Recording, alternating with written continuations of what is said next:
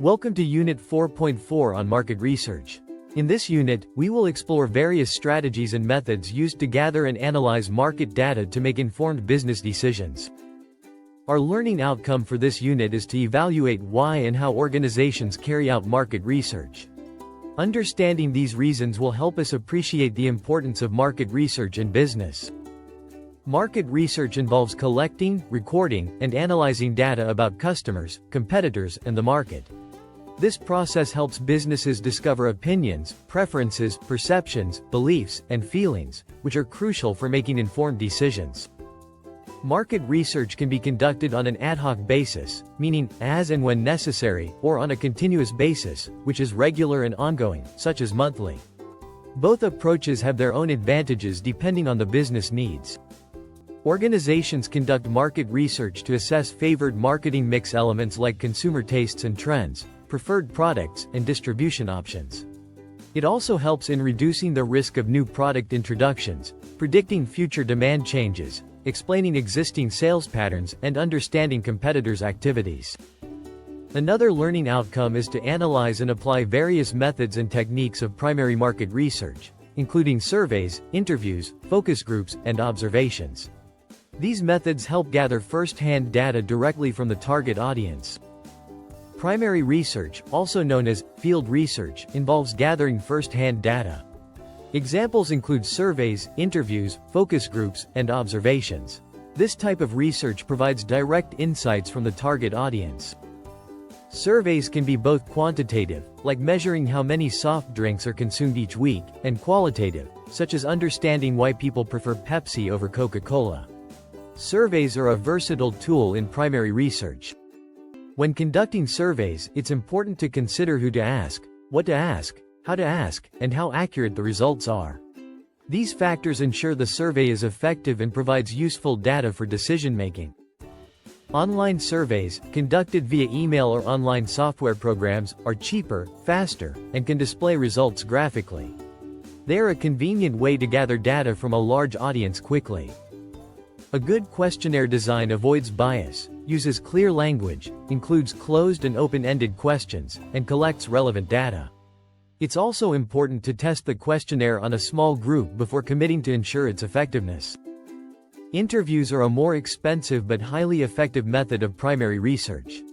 They allow for detailed questions, follow-up opportunities, and ensure a more accurate sample size. This method provides in-depth insights. Focus groups involve putting forward questions and encouraging group discussion.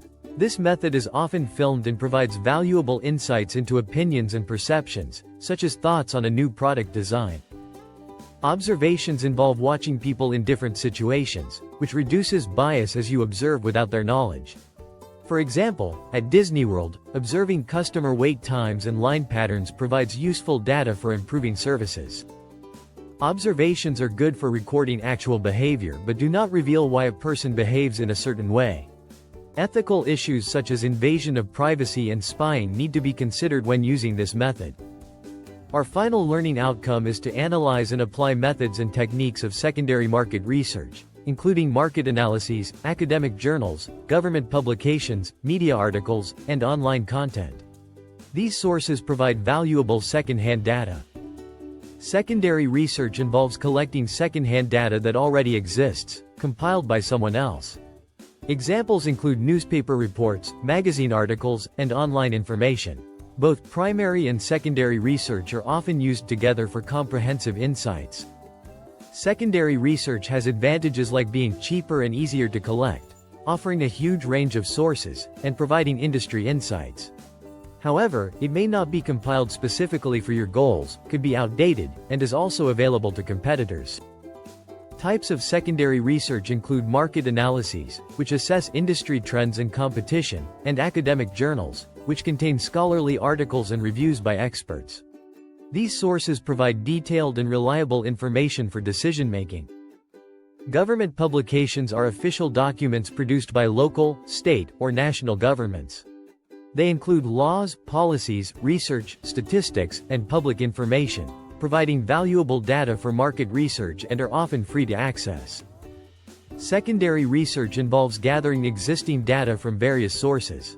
Media articles provide informative pieces published by newspapers, magazines, websites, or news agencies, covering current events, trends, or topics of public interest. Online content, such as Google searches, can also be a valuable source of secondary research. In market research, it's essential to analyze and apply the differences between qualitative and quantitative research methods. Understanding these differences helps in selecting the appropriate approach for gathering and interpreting data. Quantitative research focuses on numerical, factual, and measurable data, while qualitative research deals with non-numerical data, opinions, and understanding customer behavior. Both methods are crucial for gaining comprehensive insights into market trends and consumer perceptions.